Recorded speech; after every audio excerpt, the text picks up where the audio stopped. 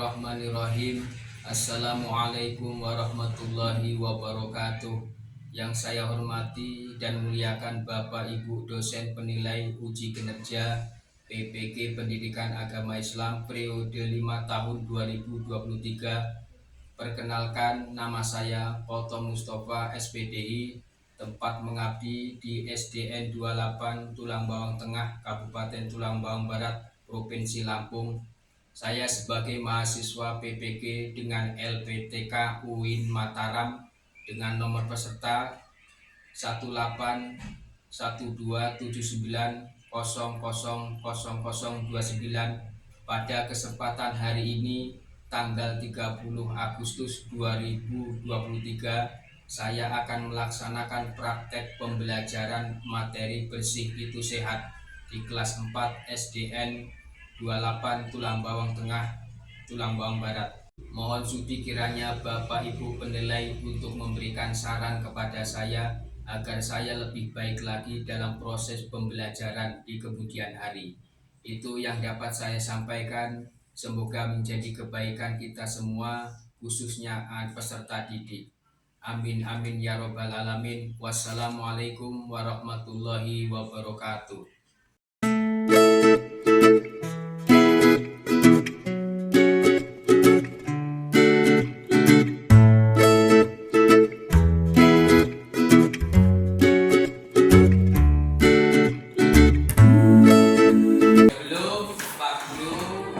Menyampaikan materi pembelajaran pada siang hari ini, mari anak-anak membaca doa terlebih dahulu. Yuk, silakan ketuanya maju ke depan.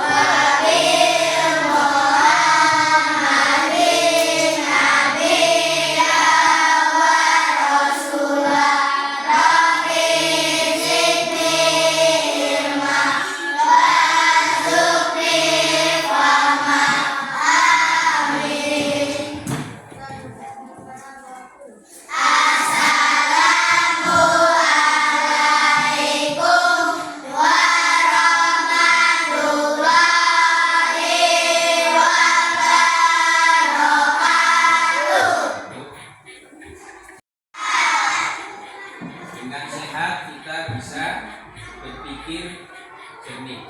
Dengan sehat kita bisa belajar dengan baik. Dengan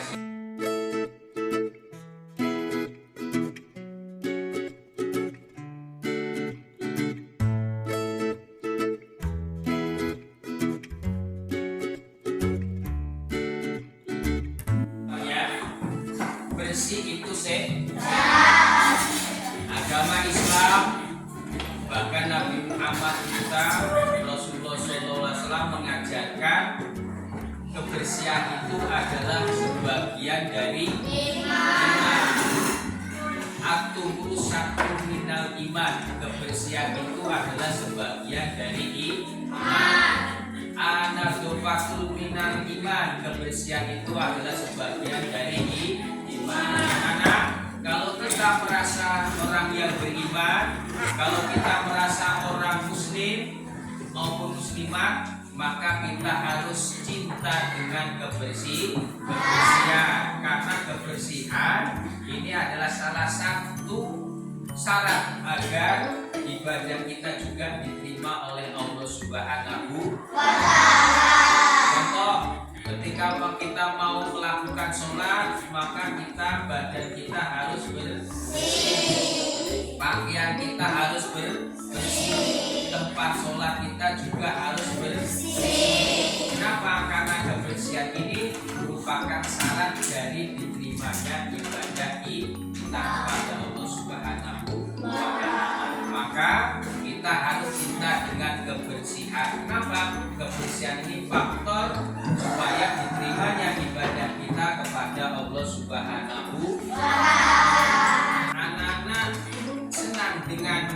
kebersihan? Kebersihan halaman, kemudian kebersihan kelas, kebersihan pakaian harus senang. Kenapa?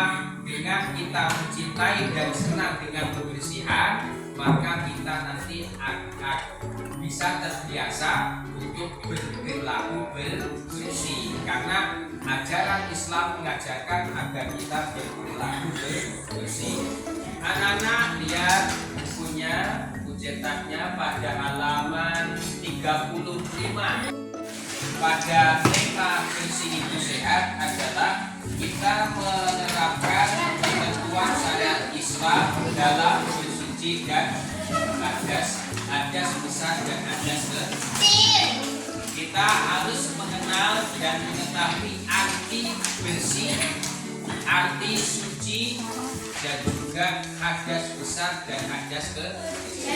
Jadi tujuan pembelajaran kita adalah mengenal hadas besar dan hadas kecil, pengertian bersih dan suci.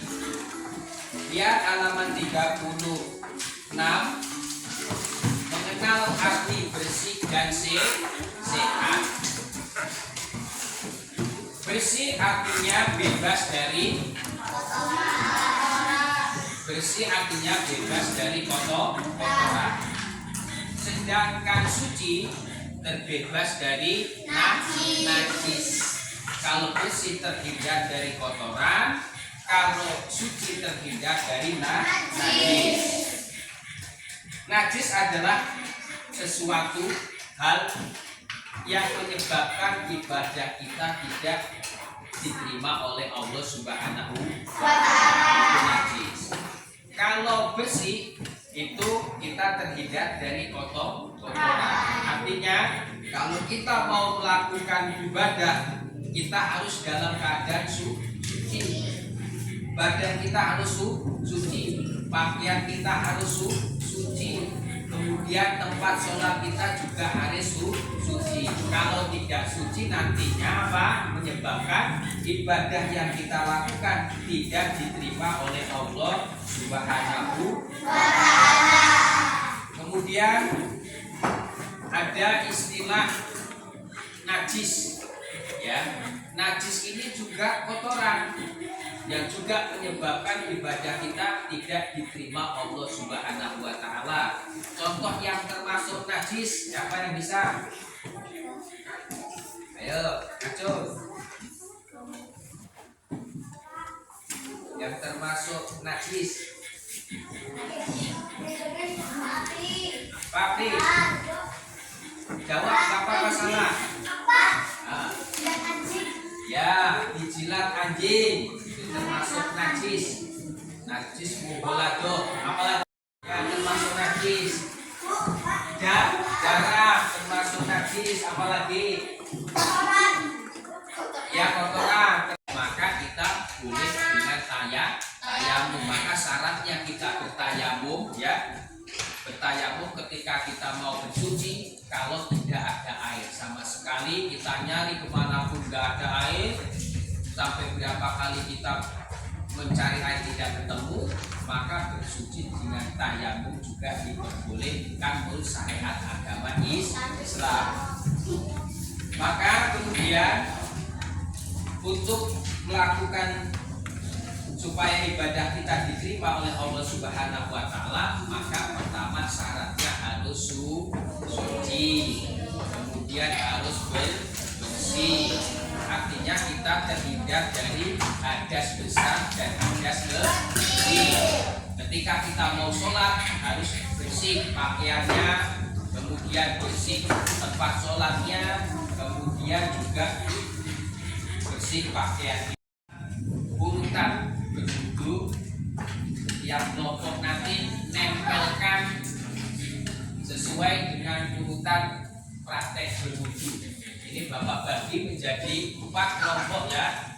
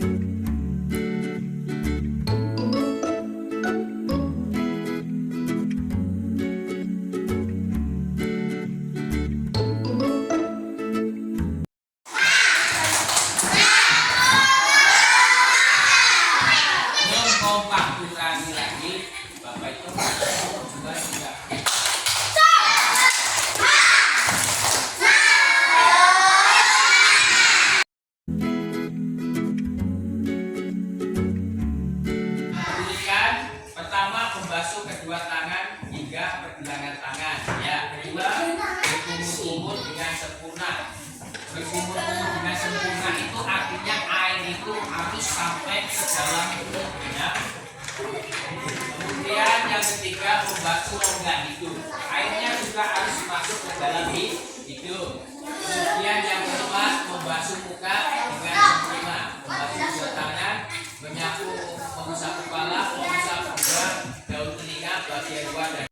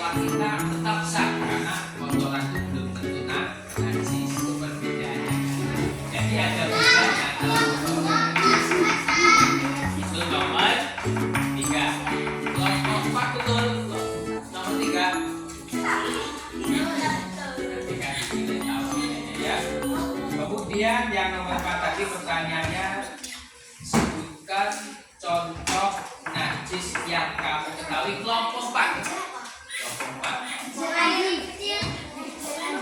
Ya. Kotor tinja, apalagi tadi? Anjing, ya. Anjing, apalagi? Apa? Air liur anjing, ya, apalagi?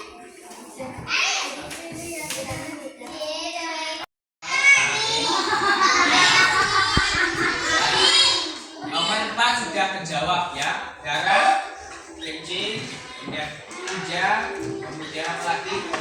Air liur anjing, termasuk najis. Yang dimaksud dengan tayamum.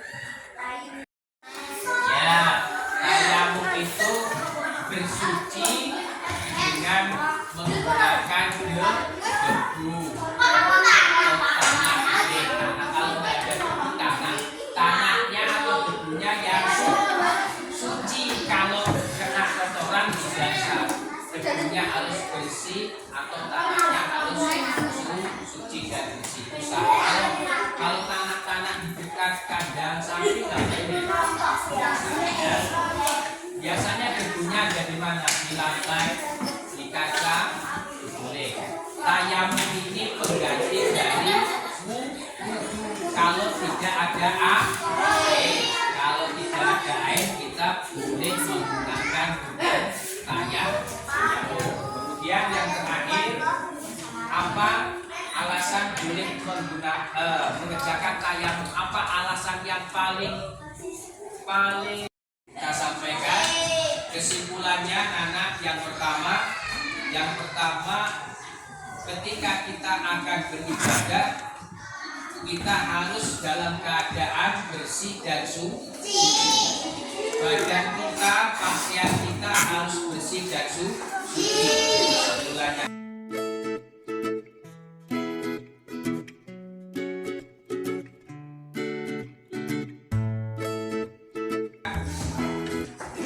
terlebih dahulu sebelum melakukan sholat, ibadah sholat, kita dianjurkan terlebih dahulu seperti yang Bapak menjelaskan tadi, urutan terakhir berikut ini beberapa urutan contoh. Ini termasuk bagian-bagian